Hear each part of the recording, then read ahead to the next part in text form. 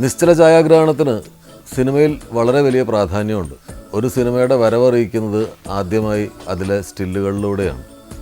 പിന്നീട് പോസ്റ്ററുകൾ, മറ്റ് പബ്ലിസിറ്റി മെറ്റീരിയൽസ്, അതിലൊക്കെ സ്റ്റില്ലിന് വളരെ വലിയ പ്രാധാന്യമുണ്ട്. മലയാള സിനിമയിൽ കഴിഞ്ഞ 33 വർഷമായി പല പ്രമുഖ സംവിധായകരോടൊപ്പം സ്റ്റിൽ ഫോട്ടോഗ്രാഫറായി വർക്ക് ചെയ്ത മോമി എന്നറിയപ്പെടുന്ന ശ്രീ MK മോഹൻ, അദ്ദേഹമാണെന്ന് നമ്മളോടൊപ്പം ഉള്ളത്. 33 വർഷം, ഏതാണ്ട് 200 സിനിമകൾ, ഒരുപാട് വലിയ ഓർമ്മകളുണ്ടാവും അല്ലേ? കൊല്ലങ്കോട് എന്ന് പറയുന്ന അന്നൊക്കെ ഗ്രാമം തന്നെ അല്ലേ? പാലക്കാട് ഗ്രാമത്തിൽ നിന്ന് മദ്രാസിലേക്ക് എത്തി. എങ്ങനെയായിരുന്നു അതിൻ്റെ ഒരു റൂട്ട്? എങ്ങനെയാണ് മദ്രാസിലേക്ക് വരുന്നത്? മദ്രാസ് ആദ്യം നമ്മൾ കൃഷി നോക്കിയിരിക്കുമായിരുന്നു നാട്ടിൽ. അപ്പോൾ നമ്മൾ സഹോദരന്മാരെല്ലാം കേരളത്തിന് പുറത്ത് ജോലിയായിരുന്നു. അവരൊന്ന് രണ്ടാൾക്കാർ ജോലിയൊക്കെ എല്ലാം വെച്ച് ഇങ്ങോട്ട് വന്നപ്പോൾ വീട്ടിൽ പിന്നെ ആളായി. അതുവരെ ഞാനും അമ്മയും മാത്രമേ വീട്ടിലുണ്ടായിരുന്നു. അപ്പോൾ നമുക്ക് എന്തെങ്കിലും ഒരു ജോലി വേണമല്ലോ ഇനി എന്നും പറഞ്ഞിട്ട് എൻ്റെ ഒരു ഫ്രണ്ട്, ചന്ദ്രകുമാറിൻ്റെയും ഞങ്ങളുടെയൊക്കെ ഫ്രണ്ട്, ഇവരുടെ കൂടെ താമസം. അപ്പോൾ അവിടെ മദ്രാസിൽ പോയിട്ടൊരു സ്റ്റുഡിയോ തുടങ്ങാം എന്നതായിട്ട്. അപ്പോൾ ഞാൻ നാട്ടിലുള്ളപ്പോൾ തന്നെ സ്റ്റുഡിയോ ആയിട്ട് ബന്ധമുണ്ട് എനിക്ക്. കാരണം കൊല്ലങ്കോട് എൻ്റെ ഒരു ഫ്രണ്ടിൻ്റെ സ്റ്റുഡിയോ, ശ്രീകൃഷ്ണ സ്റ്റുഡിയോ പറയും, അച്യുതൻകുട്ടി എന്ന പേര്. അപ്പോൾ ഞാൻ കൃഷി ജോലി ഇല്ലാത്തപ്പോൾ അവിടെ പോയി ഇരിപ്പാണ്. അപ്പോൾ അതിനോട് കുറച്ചൊരു താല്പര്യമുണ്ട്. അങ്ങനെ ഞാൻ ശരി മദ്രാസിൽ പോയി സ്റ്റുഡിയോ തുടങ്ങാമെന്നും പറഞ്ഞിട്ട് അവിടേക്ക് പുറപ്പെട്ടു പോയി. അങ്ങനെ 75 അവിടെ പോയി. ചന്ദ്രകുമാർ ഞങ്ങളെല്ലാം ഒന്നിച്ചാൽ താമസം.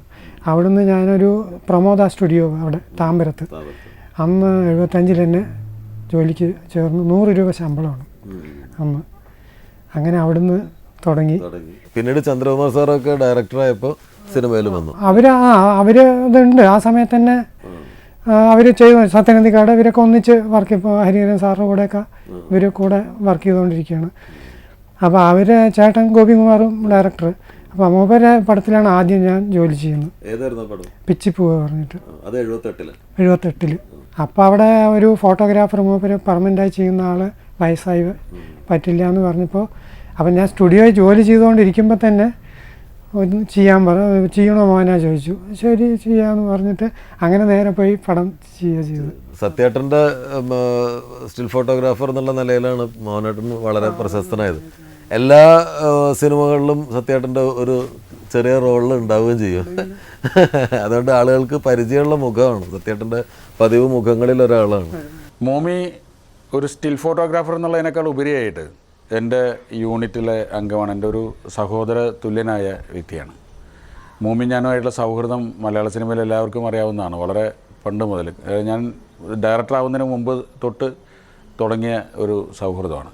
കുറേ കാലം ഈ കുറുക്കൻ്റെ കല്യാണത്തിൻ്റെയൊക്കെ സമയത്ത് ഞാനും മോമിയും ഒന്നിച്ചാണ് മദ്രാസിൽ താമസിച്ചിരുന്നത്. ഒരു മുറിയിൽ താമസിച്ചിരുന്നതാണ്. അതുകൊണ്ട് തന്നെ ഒരു ഒരു ഒരു വലിപ്പച്ചെറുപ്പമില്ലാത്ത രീതിയിലാണ് എല്ലാ രീതിയിലും എന്നെ ശാസിക്കാനും എന്നെ വേണ്ടി വന്നാൽ ഒന്ന് തരാനും പോലുള്ള സ്വാതന്ത്ര്യമുള്ള ഒരു വ്യക്തിയാണ് മോമി.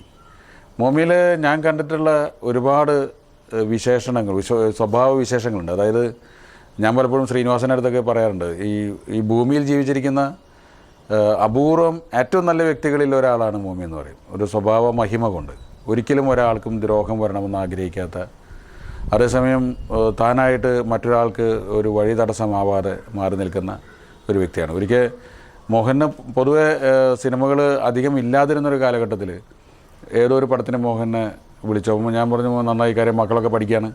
അപ്പോൾ ഒരു ജോലി എന്നുള്ളത് പറയുന്നത് എപ്പോഴും സിനിമാ രംഗത്ത് നിൽക്കുന്നവർക്ക് വളരെ അത്യന്താപേക്ഷിതമാണ്. ആ സെറ്റിൽ ചെന്നിട്ട് 2 ദിവസം കഴിഞ്ഞപ്പോൾ മോമി തിരിച്ച് മദ്രാസിലേക്ക് വന്നു. എന്നിട്ട് എന്നെ അവിടെ നിന്ന് വിളിച്ചു. ഞാൻ ആ പടം വിട്ടു. ഞാൻ എന്താണ്? അല്ല, ഞാനവിടെ വന്ന് ജോയിൻ ചെയ്യാൻ തുടങ്ങിയ സമയത്ത് വേറൊരു സ്റ്റിൽ ഫോട്ടോഗ്രാഫർ വന്നു. അയാളുടെ കഥകൾ കേട്ടപ്പോൾ, അയാളുടെ വീട്ടിലെ പ്രശ്നങ്ങൾ, അയാളുടെ വിഷമങ്ങൾ പറഞ്ഞപ്പോൾ ഞാൻ പറഞ്ഞു, നിങ്ങൾ ഈ പടം വർക്ക് ചെയ്തോളൂ. ഞാൻ തന്നെ ആ സംവിധായകനോട് പറഞ്ഞ് അദ്ദേഹത്തിന് ആ ജോലി ഏൽപ്പിച്ചിട്ട് തിരിച്ചു പോരാണ് ചെയ്തതെന്ന് പറഞ്ഞു. അത്രയും ഒരു മാന്യതയുള്ള ഒരാളാണ്. പലപ്പോഴും ഞാൻ സെറ്റിൽ സ്വാതന്ത്ര്യക്കൂടുതൽ കൊണ്ട് മോമിയെ കളിയാക്കാറുണ്ട്.